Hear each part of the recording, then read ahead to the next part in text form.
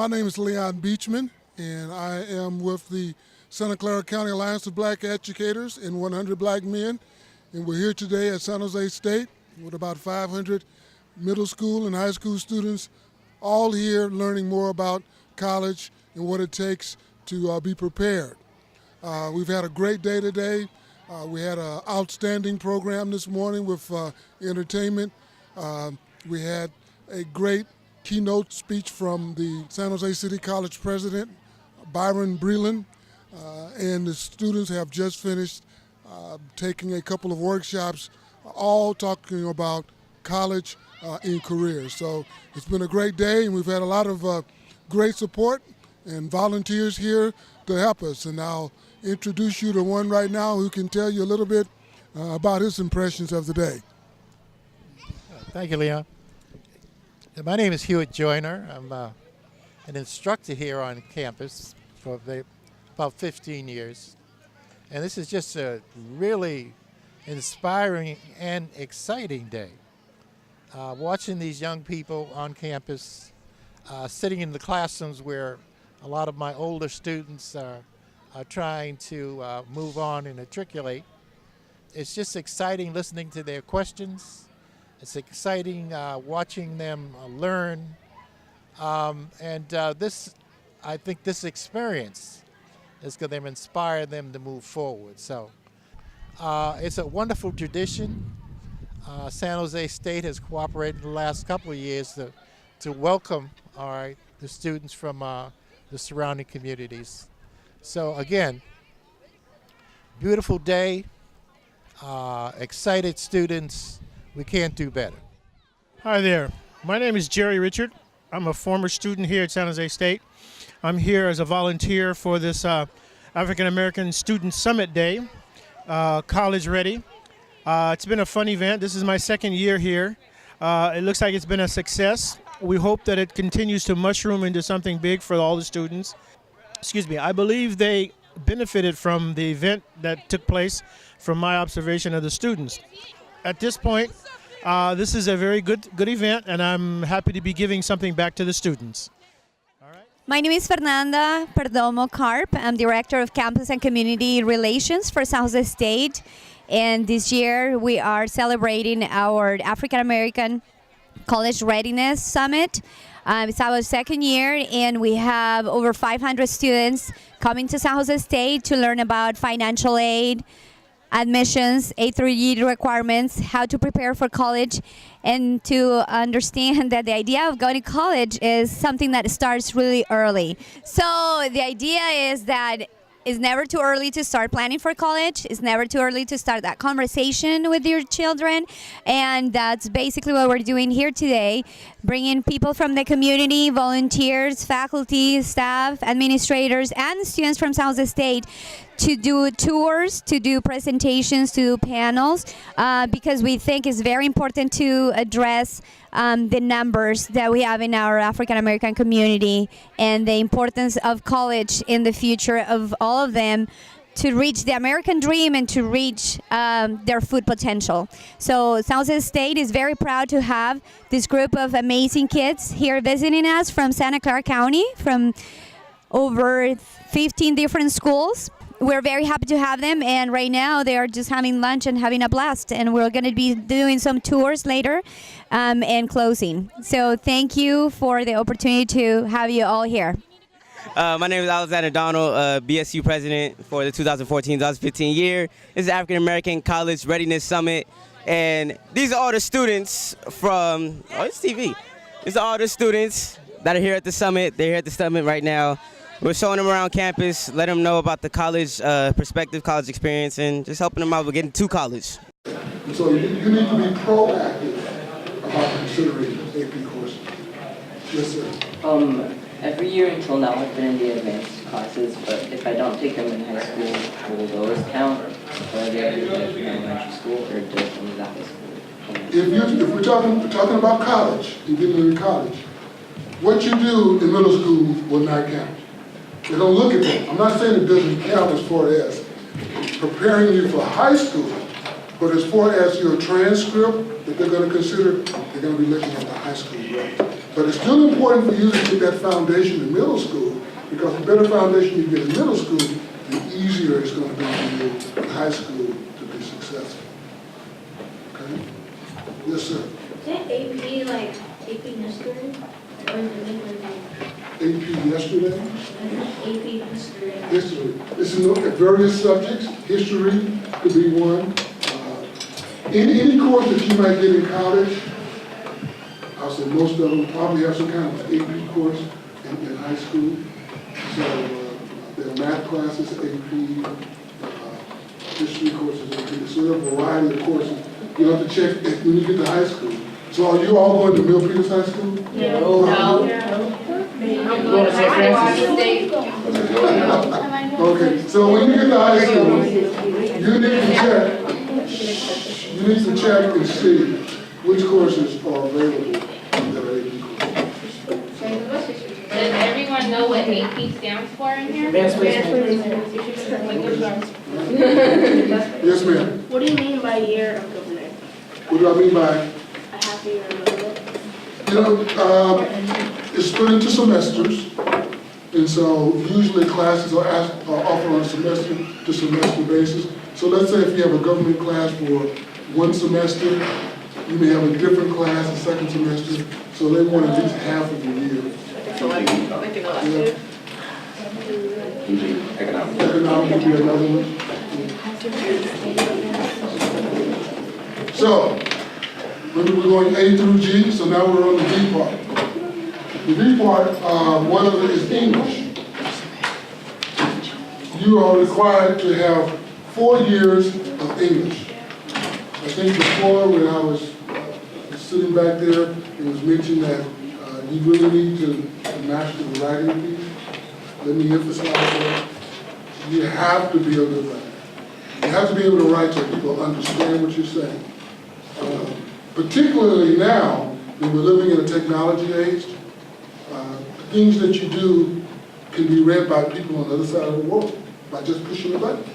And so you have to be very, very good in communicating in English, especially since we speak English.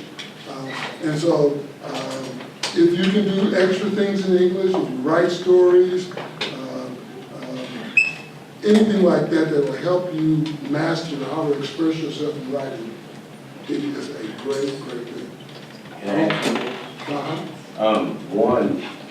In the career, or in many people's careers right now, when they're going up for promotions, they're finding they hit a wall because of their inability to write. And so some people are actually going back to school while they're in their career so they can hone their writing skills. So that's one iteration of the fact that it's really vital that you write. And then the second idea, a nice simple one, is if you hop online and you read newspapers online, it could be the Mercury, that I was thinking about, Uncaused Time, but that's where I grew up. Or you guys do, sounds like Mercury. If you read the Mercury, you can easily write comments online, and then you can get into a dialogue with people about the information that you read in the article. Doing something like that will also hone your skill, because people, sad but true, are really critical of things that people write. They might point out some of the errors that you may have made, but that will be a learning step for you, because you say, "Ooh, I have to make sure I don't do that again," so people don't just focus on what I wrote, but actually the content of what I wrote about. All right? So these are just things that help you out. And see, all of you have it great compared to when I was coming through, because if you're writing a paper and you're using Microsoft Word or something, it tells you the mistakes half the time. It can't correct all your mistakes, but usually if you misspell a word, it'll tell you that you misspelled a word. What I do sometimes is if I'm writing an email and I want to make sure that it's right, I will write the email. I will copy what's in the content. I will go over to Microsoft Word, put it in Microsoft Word. It'll correct everything for me, and then I can put it in the email, and it's right. So, writing is very important. Do it. You're going to probably make some mistakes in the beginning. Don't worry about it. Just consider it as part of the process of you getting better. Okay, here's the C in A to G. Math. And math, they call math sort of the gateway to college. If you don't do math very well, it's going to be very difficult for you to get all of these requirements done. This is what they're requiring now. I think this is pretty much still the same. Algebra 1, geometry. Algebra 2, I think they have some flexibility on that. Calculus. All of these are ways that you can fulfill the A through G math requirement. What's with like the 1, 2, 3? Is it like from like the toughest to the easiest, or like what's the? What you mean, like the algebra 1 and the algebra 2, or the integrated math 1 and integrated math 2? It just is a different approach. Integrated in this sense only means that you don't just teach one subject like geometry. They will use geometry in conjunction with another subject, and they will integrate the two subjects to deal with math. Okay? And so the way they used to do it is you would just do the geometry, just the algebra, or I don't even see trigonometry on the language. You can do trigonometry too. But now that the emphasis is on integrating it, because really in the real world, you usually integrate your disciplines. You just don't go to work and you think about, let's say, math all day. No, you use math in conjunction with solving a problem in the real world. So they're trying to integrate the math to more real situations where the math will be used. So when they say 3 years required, do you not have to do it like a 4th year, or like do you have to do it all 4 years? 3 years required. If you do a 4th year, that's better. Because remember, you're competing. When your application goes in, there's thousands of other ones there.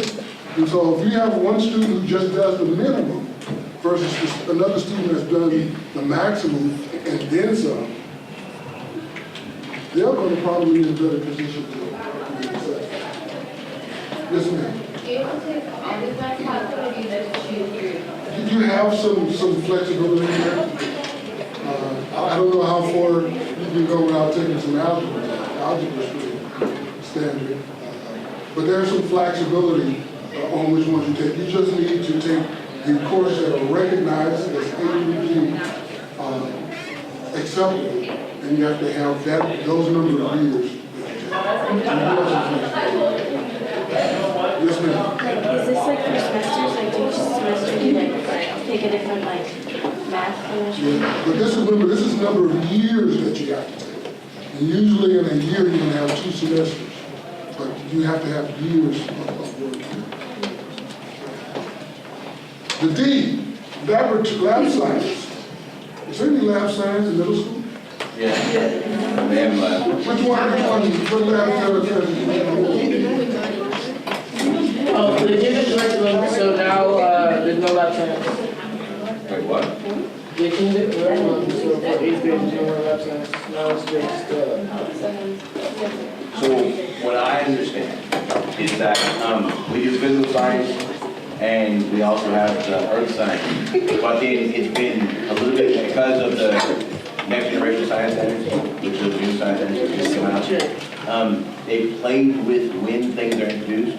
However, students still are doing the labs within each grade level.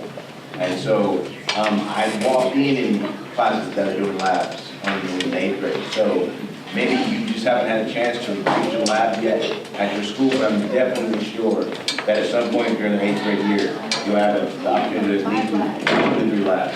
Okay. So these are the lab, these are the labs, excuse me. Shh. You guys have a little argument on me? Andre, if I get your attention. So this is the typical kind of lab science that's offered: biology, chemistry, and physics. A little bit of a side. This is usually the order that they're taught in. And I wondered, and I was told that there's really no reason that they need to teach it in this order. The only reason that they're taught in that order, I was told, is they're in alphabetical order. Biology, chemistry, and physics. And for me, I didn't really like chemistry that much. I think I would have liked physics, first. It would have been better for me, but I don't know if they require you to take them in this order, but these are the typical 3 sciences that you can take. So you can talk to your counselors about if you take them in this order or if you want to do something different. And so the E is the foreign language. You have to have 2 years at least of foreign language. As you will see here, they recommend 3. And so when you get to high school, in the 9th grade, you should jump right into the foreign language. Get it out of the way. So, oh sorry. Yes, ma'am.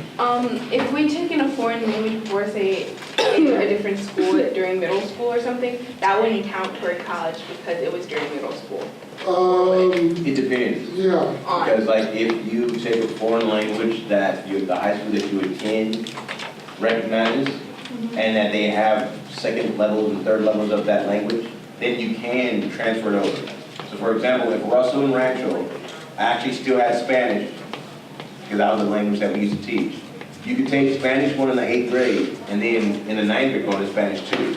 But because neither school actually offers it now, you'd have to take Spanish 1, unless you were to take like a community college course over the summer. And then the high school would recognize that community college course, so you could actually go into Spanish 2. Or let's say that you are a native speaker of a language, then you can pass a test to show your equivalency, and that way you can hop into like Spanish 2 or Spanish 3. So there's a way that you can maybe count.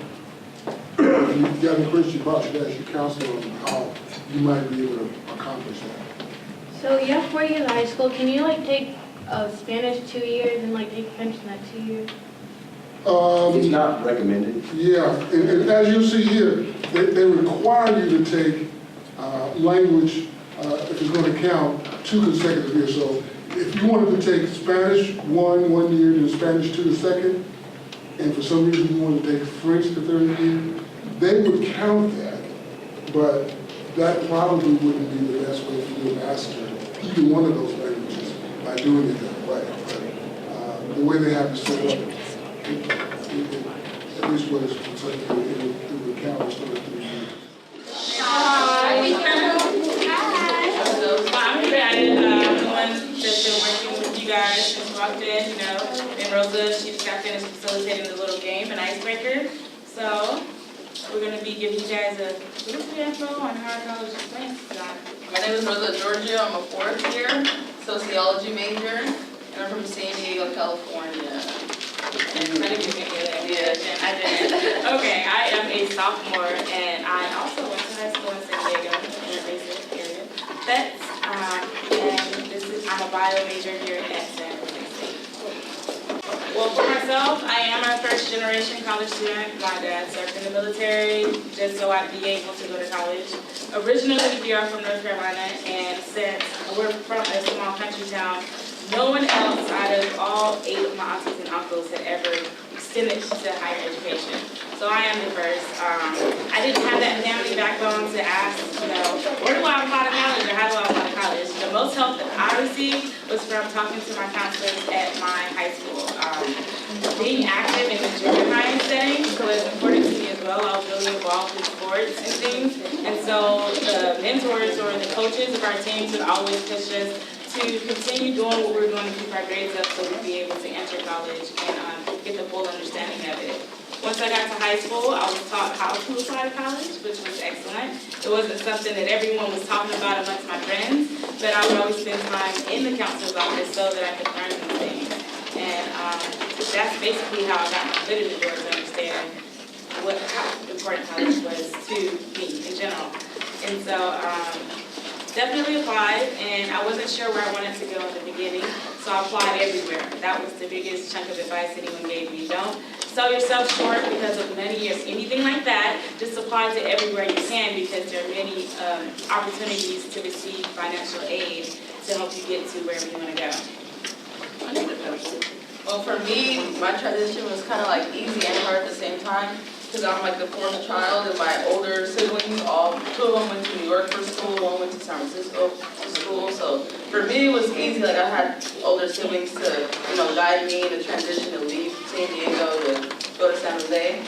It was hard because it was far, like it's like an 8-hour drive, and I can't just go drive home. So my first year I was homesick, like I wanted to go home like every weekend, but I couldn't because I wasn't rich, like, you know, so I made a lot of friends like that because they're like kind of like my sisters, so like, yeah, so it was hard, but like I had people to help me make it easy. And for me, I think you should go far. Like I feel like if you guys stay in San Jose, I mean, stay in San Jose if you really want to, but for me, I feel like you should just like, you know, become independent type thing. Like, you know, go to like DC or like even out the country if that's possible. Like, you know, like just go far and then have your own experience.